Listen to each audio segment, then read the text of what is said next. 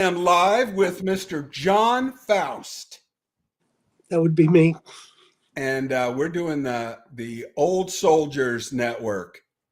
It's Old Souls Sage Advice.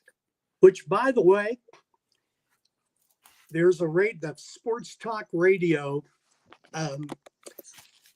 have been referring to some of the things they say as old souls. Is that right? Yeah. Well, I wanted to talk about communication and Facebook groups and other groups and different communication. One of the things that I've noticed exploding in the social media as far as the Facebook goes is the baby boomer groups. So I'm going to pull up a baby boomer group, and there is lots of activity going on in these groups. And let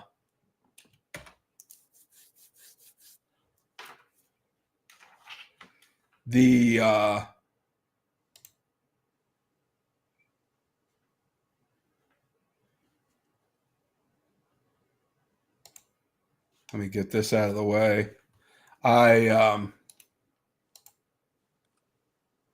I think that it would be neat for us to make a baby boomer old souls group. And I think there's a lot of communication that happens when you get the audience directed to these groups, and then we can direct them to the podcast and kind of get a little bit more interaction.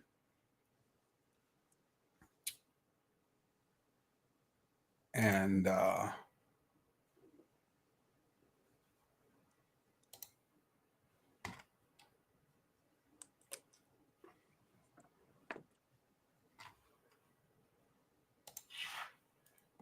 taking me a minute here. No problem. So what do you got going, John?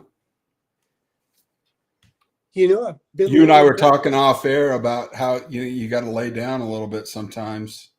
Yeah, and I'm good with that. It doesn't take much. I mean, if I get up early in the day, and if I get up like if I'm going into the office or whatever, if I'm up at 5:45 or 6, by 2 or 3, if I can take a short nap, I'm good. Then I'm good for the rest of the day. And the biggest thing is just when I know I'm really tired, just don't fight it. And you're working, what are you working now? I'm working 2 days a week, either Tuesday and Wednesday or Tuesday and Thursday. I kind of alternate it a little bit, depends on what's going on that week. So, and I'm good with that. I'd given consideration to either stepping away or going to 1 day, and I may still at some point in the near future. But as long as the atmosphere at work is still good and I'm contributing in a positive manner, I'm good with the 2 days a week. At some point that will probably change, and we'll go from there.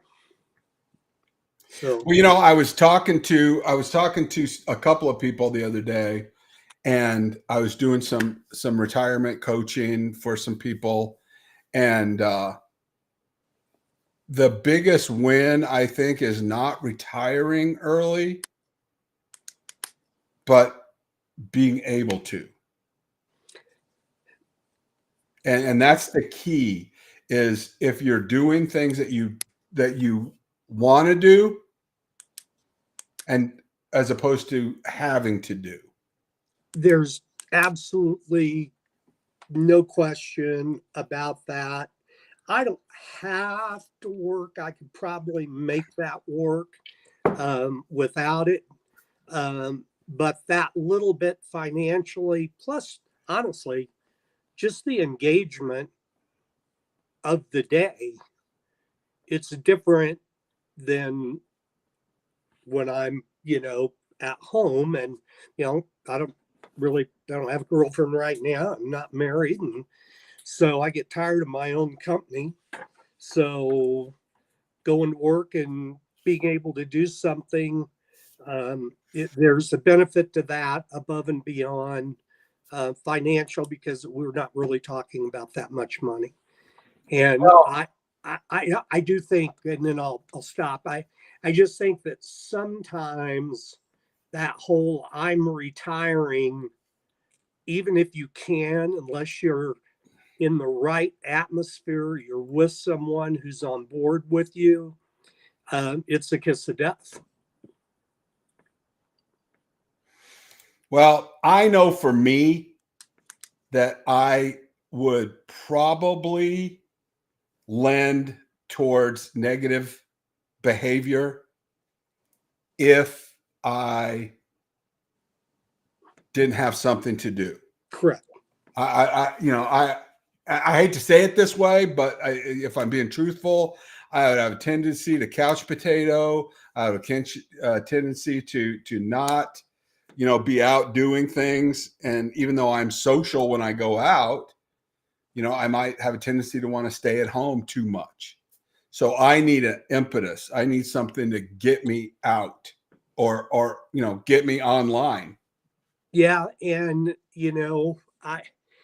I started, I don't know if we've talked about this, but a few weeks back I rejoined an athletic club. I joined the Trails Recreation Center, which isn't too far from me, and it's really kind of got a, and you of all people can relate to this. It's got an old school athletic club feel. I tried to go, and I don't know if you guys have Voss's there. I think they're Awesome fitness. yeah, just hated that atmosphere. And I probably joined 3 times and then just went, I can't do it. I am going to say this, that since I joined the trails, it's pretty easy for me to get there. I go in, I walk around the corner, I can go down, I can do the machines, and I can do everything barring if it's super busy and I try to go at off hours. I can do everything I need to do in about 45 minutes to 50 minutes. It has made a massive difference in just 3 weeks. I mean, I feel so much better. I'm definitely stronger, and I'm not looking to be a bodybuilder. I just want to be physically strong to do the things I want. And how does this all tie in? One of the reasons I wouldn't go out for a while, not that I wouldn't go out, but it was just a headache. The whole being on crutches and being tired, it'd be like, oh, do I really want to go do that? And, I like the fact that I feel better, and that will allow me to want to do other things that I might not have wanted to do. So it's all good. Exercise, there's no question, moderate exercise. What kind of exercise are you doing? Well, I'm not a free weight guy. They have the machines. And so when I went in, I just put low weights on because it'd been a while since I'd done that. So I put low weights on with more reps, and I was doing 15 reps, and now I've slightly upped the weights, and I'm doing 2 sets of 15. And I will do that. I'll do that. And it's probably as important is I'm working my lower body as hard as I can, which is not something I've always done because I played racquetball. But part of the issues is that I'm not playing racquetball. And it's become more important, even if I'm doing a machine and I'm only doing it with my right leg, with my good leg. It's stronger. And I can feel that, and it's making me more excited about golf season It's not a guarantee that I'm going to play better, but I am pretty positive that while I won't be setting any course records, I do believe I will be a much better player this year than I was last year, because I'm going to be more physically in tune with playing. Well, and that's, that's interesting because I'm going to start playing some more golf after I get my health situation straightened out. And I'm looking forward to that as well. And Yeah, I'd love to play to golf get with you. outside and have something to do, Yeah. you know what I'm saying? Yeah. Yeah. Yeah. I mean, I love golf. I mean, it's just for What all do you those- generally shoot?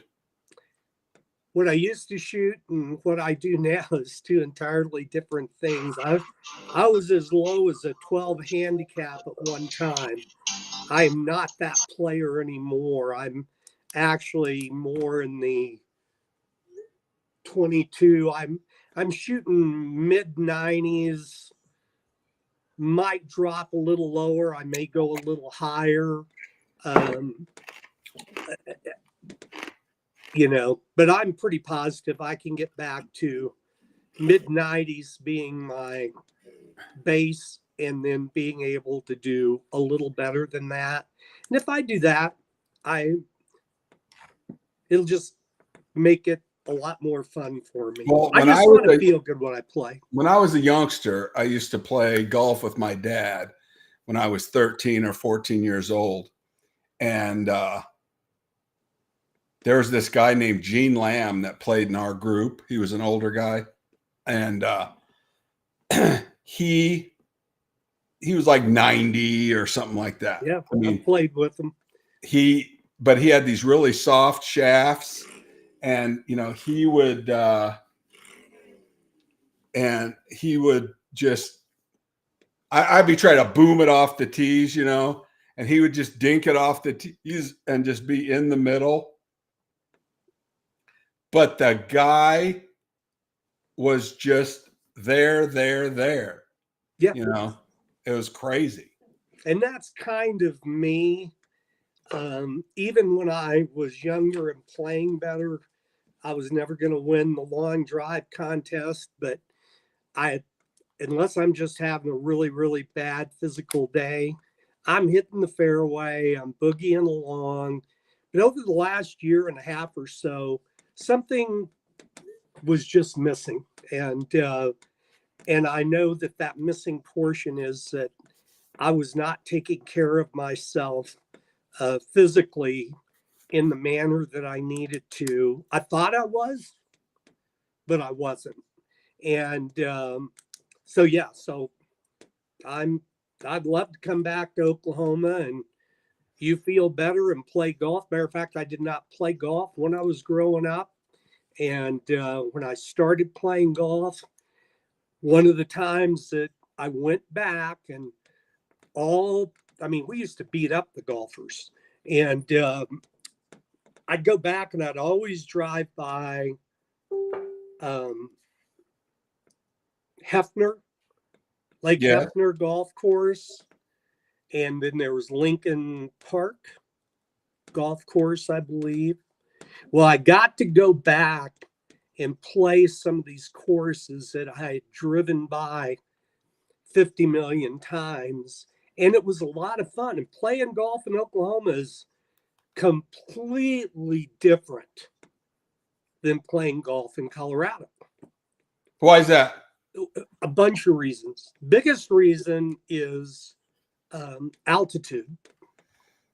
But the other reason is the humidity, the grass. The grass is more spongy in Oklahoma. Okay. And I probably, I probably spun a ball on the green under 10 times in my life. And when I did, I had no idea. I must have slipped and it did something right. But I played at Lake Hefner, and 2 or 3 times I hit a ball and it's just different. And the ball hit and ripped back. And I thought, well, I like this, but I would like to digress and say this. One of the first times I came back, I went to Hefner to play. It was hot. I mean, it was like, yeah, this is Oklahoma. This is why I moved. Well, I'm playing with Billy Bob and Joe Bob. And both these guys, had huge stomachs. They're like latter 20s. They are just any caricature of a Oklahoma redneck you could think of. That's what they look like. Well, then on about the third hole, they just ripped their shirts off. So played the rest of the round with these two redneck guys. And they were funny, but I'm thinking only in Oklahoma does this happen. But so I played with them shirtless on the golf course. And I think now they'd probably crack down, but I was just laughing about it. Well, I think it depends on the course. Yeah. Oh, there's no question. Yeah. You can't do that. Yeah. Like where I live at Belmar, Oh, you have to dress in golf clothes, collared shirt. You have to, act right. Well, and one time I came back, and it's when Noreen was married, and she didn't play golf. Neither does her ex-husband, Stacy. And I think I told you, Stacy owned Stacy's Custom Stripes. He used to do the cars for Carroll Shelby. Okay. He did. I don't know if it's still around. At one time, Feed the Children was a big thing down there. A church something. But anyway, he would do their trucks. Well, anyway, he knew a lot of people. He knew the Mathis brothers. And so one time I go back and Noreen says, hey, Stacy got you lined up to play at this golf course. I said, oh, well, that's cool. So what's the name of it? She goes, well, I just can't quite remember. It may have like a tree or something. And I said, would it be Oak Tree? Yeah. Now, are you familiar with Oak Tree? I'm not. Oak Tree is in Edmond, and it's hosted the PGA Championships. And it is obviously a very highfalutin club. And I said, would it be Oak Tree? And she goes, yeah. Is that a nice course? And I said, I think it's a pretty nice course. So then I go to play. Well, you're going into a good golf course when not only do you have to get through security to get into the neighborhood, then you got to get through security to get to the golf course. Right. And then I pull up, this guy races out to my car. And he goes, you must be John Faust. And I'm going, do I have my name tag on? And then I realized nobody's getting in there that they don't know. Right. And I played with these guys. It was so cool. It was so hard. And that's the other thing about golf in Oklahoma that a lot of people don't think about. A lot of people have a misconception about Oklahoma. They think of the Panhandle. They think of the Dust Bowl. Yeah. And it's very lush. Yeah. And a lot of times when I'm driving down the highway here, they have a lot more, foliage around the highways and stuff than we did in Colorado. Yeah. Yeah. And playing in Oklahoma, it's not all the courses, but I can tell you for Oak Tree, it's up and it's down and it's ponds and it's big trees. And you had better be reasonably accurate when you play there because the alternative is not good. So yeah, I hope we get to play golf. That would be good. Well, that's on my goals list when I get healthier. But I want to talk about the Facebook group that's going to be associated with the Old Souls. Okay. And the example that I'm going to use is this baby boomer group here. And I know that we don't get to see things really all that great in this view, but this group just started recently. And it's amazing the participation from the boomers. So it's definitely something that people want. And so this group is 103 members, 103,000 members. Wow. And they put their pictures up of each other and kibitz back and forth. And, you know, there's a lot of different things that are going on in this group. But I created a group for us that is going to be Baby Boomers Old Souls, 1946 to 64. And I figure that's a great place for us to get kind of a discussion going and tie that together with our podcast page and the different things that we're doing. So we'll learn about how associated groups work and get some content flowing for the podcast in that way. So I've sent you an invite. Cool. And there's a lot of different things that we can do with groups as far as chats and different things like that. We'll need moderators and we'll get the discussion going for what things we're doing. You know, Mark, another one of those things I think draws a lot of those same people are the pages that say, if you grew up in Denver, yeah, if you grew up in Oklahoma City, if you grew up in Enid, if you whatever, I think that attracts a lot of the same people. Well, and I think a lot of people want to kind of relive those years. Like, absolutely. What car did you drive in high school? Yeah. Yeah, absolutely. I can't show it because it's on my phone, but you know, I have decades worth of pictures. And I mean, I could not work. When I say could not work another day in my life, and I could spend every day working on pictures. And I went through a lot of my old slides and blatantly bad pictures. I tossed them and I sorted things. And I had some pictures from when I first moved to Denver in the mid 70s. I didn't know anybody. And the town was new to me. So I would just drive and take pictures. And I had some pictures that I took at City Park, mid 70s, and it's some black guys in their hot cars. And I had 3 or 4 really good pictures.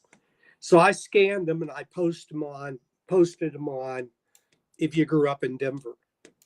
I'm going to tell you, people came out of the woodwork for those pictures, and some people identified the people in the picture. Is that right? I love that. Yeah, I mean, and they are cool pictures. They're cool cars, and it just started a firestorm. And the other one was I posted a picture. Did you ever go to the Satire Lounge? That doesn't sound familiar. I think it was ahead of your time. It was down on Colfax. It still is there. It's not any good anymore, but it was the original hot spot for Mexican food. And you got Mexican food and a blue margarita. And I posted a picture of that. It had the same effect as the car picture. All these people that came back in and started talking about it. And I had no idea. I mean, it was great. So yes, people do want to reminisce, and and I have a private page for racquetball called Classic Racquetball, and it's by invitation only. Or if you can request to be in, if I see that you are legit and not some guy from wherever just trying to scam people, Right, right. I let you in, and we deal with the past, with recognizing players from the days before, trying to get other players to recognize people that they were around.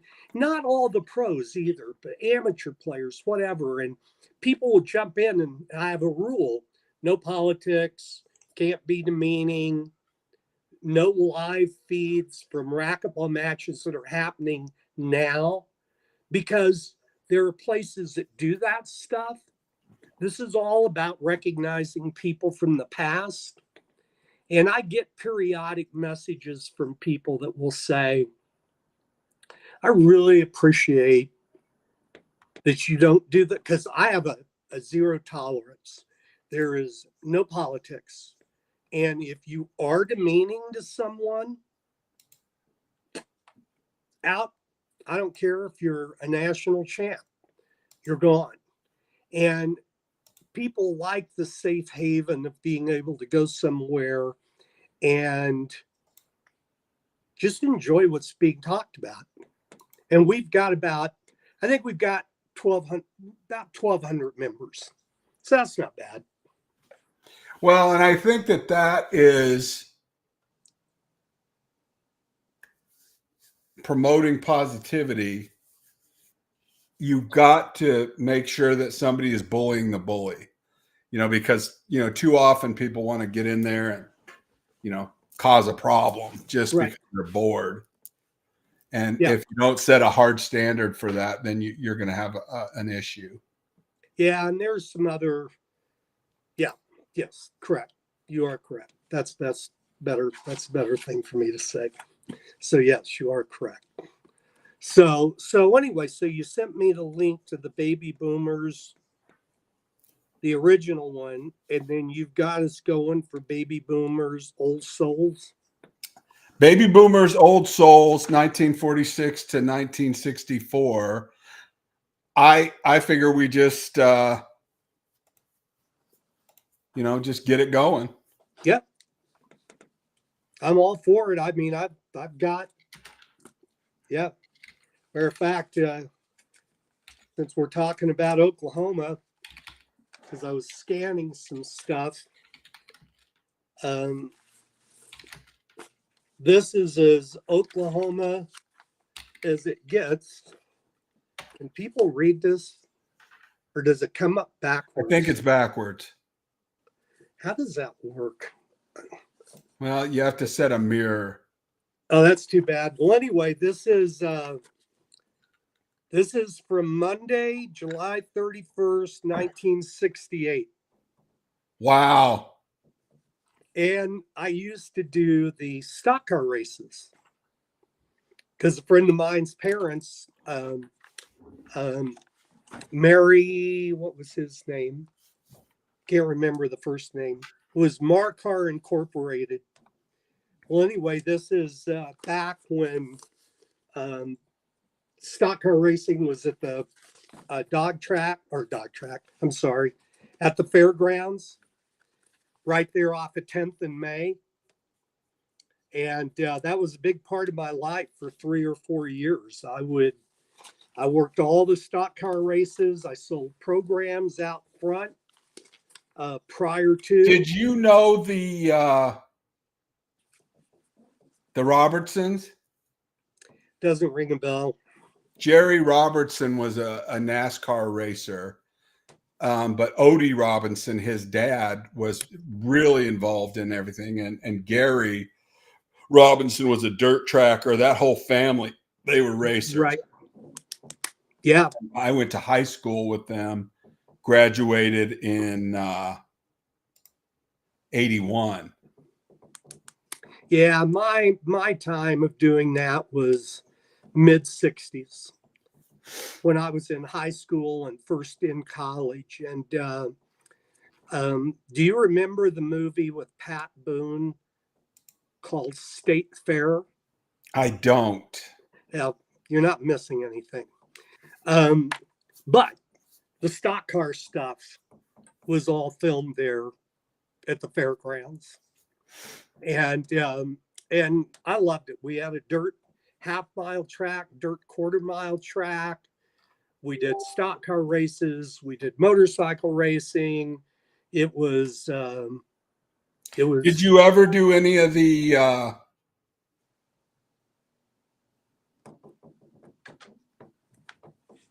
actual racing yourself? It's funny you would say that. I got to race around. I got to go around the track one time. I talked to this guy and he allowed me to take his car on the quarter-mile track. And when you are sitting there listening to the rumble of an engine and you're getting ready to go with some other cars, that was the only other time I've ever felt that feeling was when I kayaked and I was sitting in the Colorado River getting ready to go down my first set of big rapids. When you're sitting in the river, it looks a lot different than when you're looking down on the river. When you're sitting in the car and you're getting ready to go, there's a feeling there that I guess if I jumped out of an airplane, I'd feel the same way. But it was great. I did a lot of kayaking. I didn't know that you did that. Yeah. Back in the day when I was on the rescue patrol, I did a lot of kayaking. And back then it was the big fiberglass things with the spray skirts and all that. It was a different time. My ex-wife and I lived in Carbondale for 2.5 years and worked in Aspen.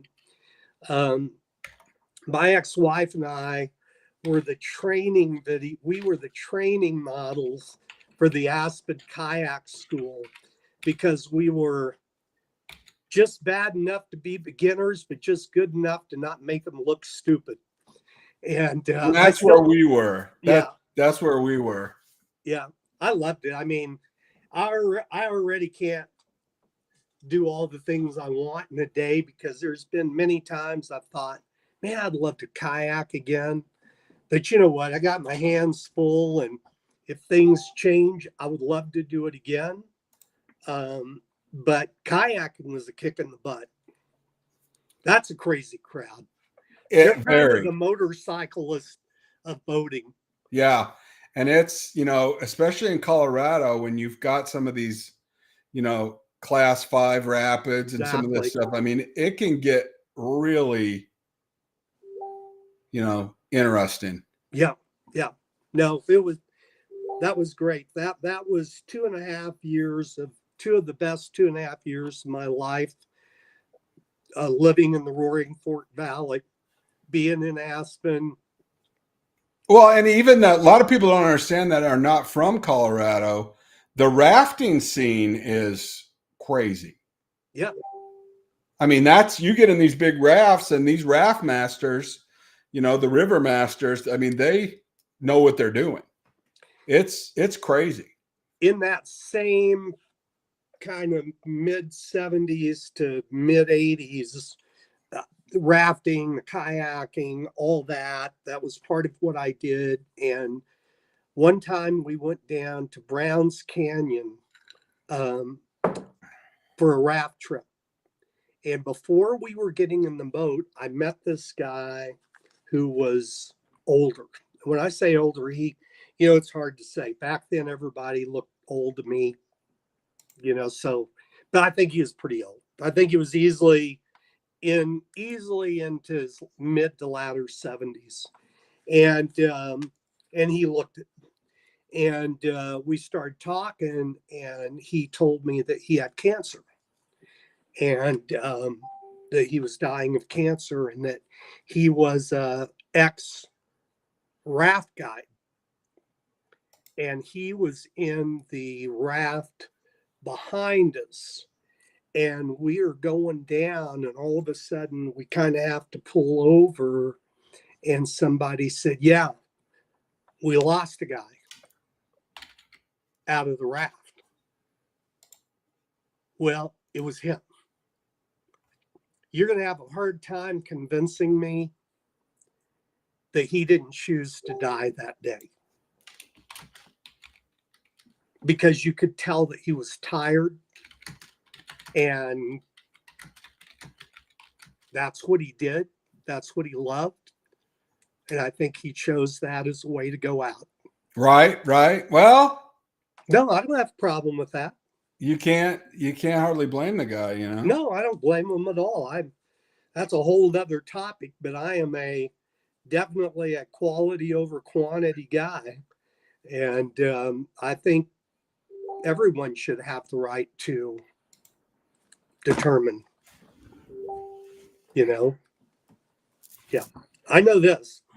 I'm not ever, if something happens to me, I had cancer, I will not be the guy that withers away. Well, and I think if you have an appreciation and a gratitude for what you've already had, that it makes it a lot easier to make that transition when it's time, because I've already been blessed with more than I deserve in this life. And I know you have too. Yep. And so, when it's like that, it's okay to let go, Yeah, I laugh. I've told a couple of people, I said, yeah, if it comes to that time, I said, I guess I'll just drive up to the mountains. I'll park my car. I'll start hiking. I'll get so far back. By that time, hell, I'll be too tired to come back. Right. And I'll start a fire and drink some Jack Daniels. And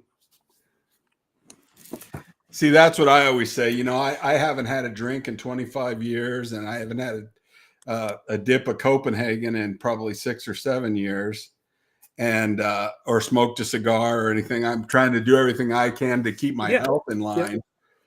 But I tell my wife and my girls that, hey, if I ever get terminal, Big Papa might end up, going off the deep end.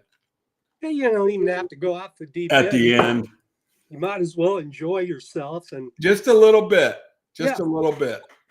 Well, I can tell you the whole working out thing, the other side effect of that is I'm not an alcoholic by any means, but I definitely will have a beer, and I don't smoke cigars like I used to. Every now and then I like to have a decent cigar when I play golf, but I'm not big on smoke on my lungs. And when I'm working out, having a beer doesn't even sound as good, because I kind of hate offsetting the good I've done. So it's kind of a byproduct of you're feeling better. Right. No, that's gives you a lot of encouragement. Yeah. If you're working out, it's easier to watch your diet because you're making that investment in the gym. Yep. And it's always 90% kitchen, 10% gym. But if you're doing the gym, it helps you regulate that, for weight loss anyways, 90-10. For overall health, it's 50-50. But, for just weight loss, you can't outrun your fork. You just not enough calories. But it's definitely encouraging, for sure. It is. I'm excited about it. I mean, I didn't know if I'd ever want to go back and be in the gym, and I was, well, don't let them trick you into working there, because I can see that. I'll tell you, here's a funny story. I saw a guy, a little older, and I had a question. I was thinking about maybe swimming, and so I had a question about the pool and something, and we kind of started to talk, and he goes, yeah, I used to work at the Downtown International Athletic Club. I went, wow, I haven't heard that in forever. And so then we started talking, and I said, yeah, you know, I used to be the GM of the Denver Sporting Club. And he says, what now, what's your name? And I said, John Faust. He literally, he goes, oh, I've heard of you. And I just laughed, and I said, I'm sure you have. I said, I hope it was good. And he goes, it was good, but I have definitely heard of you. And I Absolutely. said, I'm not famous. I'm infamous. I hear you. I hear you. Well, listen, we are well beyond a half an hour, good friend, and Okay.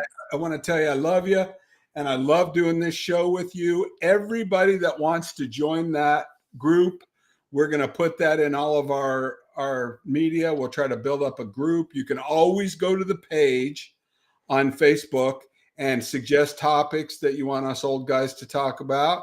And if you want to be a guest on the show, that's the place to do that, the Facebook page. But the group will be a place for everybody to share their stories of growing up and whatever it was. So until next time, we love you. Sayonara. Thanks, Mark. John Faust, everybody.